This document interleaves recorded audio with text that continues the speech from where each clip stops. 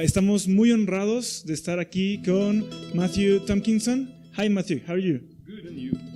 I'm very good, thank you. Thanks for having us here. Vamos a hablar ahorita de Ghost Recon Wildlands. Matthew aquí es el senior designer en ese gran juego que estamos esperando ya de Ubisoft. So Matthew, can you talk about what a senior designer do in Wildlands? So there's a wide array of things that designers do in this game.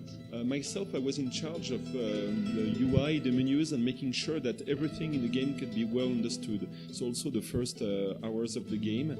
And it's all the more important that you have lots of possibilities in this game, lots of freedom of choice, and making sure that you understand well your options is very critical.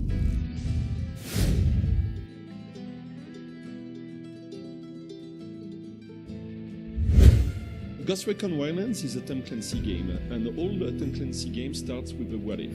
And for us, the idea was, what if a Mexican drug cartel took over Bolivia and create the very first narco state?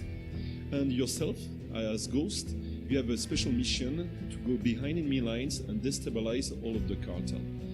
So we wanted to have a narrative that is based really on South America and also talk about this topic.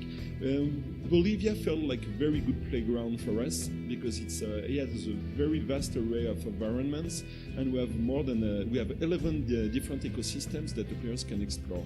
And he can go in the jungle, he can go in the snowy mountains, he can go even in the salt flats that are famous in Bolivia. So he has a very huge playground.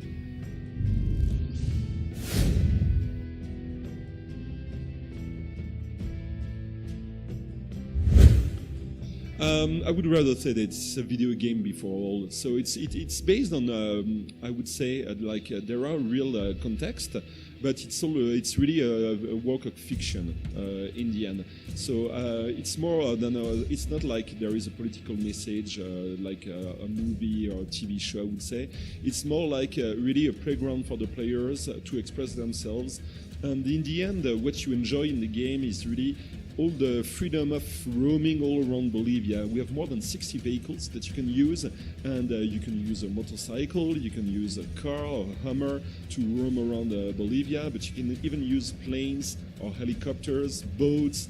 So it's really more about enjoying this beautiful landscape than really a political message.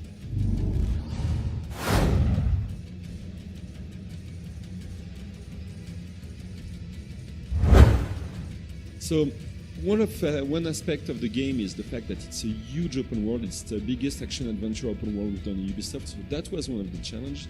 But I would say that for my part, it's really more the co-op experience, because it's a game that you can play from the beginning to the end in co-op. And we wanted the game to feel as seamless as possible so that you could jump in and jump out in a co-op session.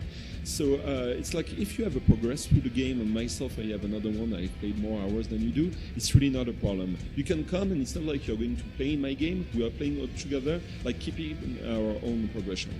And saying it like that can feel like simple, but in the end it's super complex to make sure that you understand well what you have to do, what the others have to do.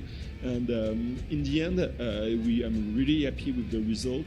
And I would say that it was one of our biggest challenge in the game.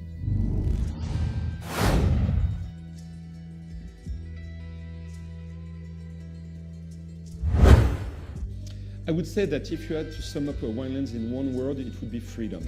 And I think it's something that is unparalleled in other games. Here it's really about the way you approach it. So, like if you imagine the Division where you could go stealthy and not kill anyone, or just use an helicopter and bungee jump in the center of camp, that would feel super different. And the fact that we are playing in co-op up to 4 players from the beginning to the end is also something very unique, I believe. So I understand that you could find some similarities, but in the end, when you play the game and you play it in co-op, you will see that it's a very unique formula.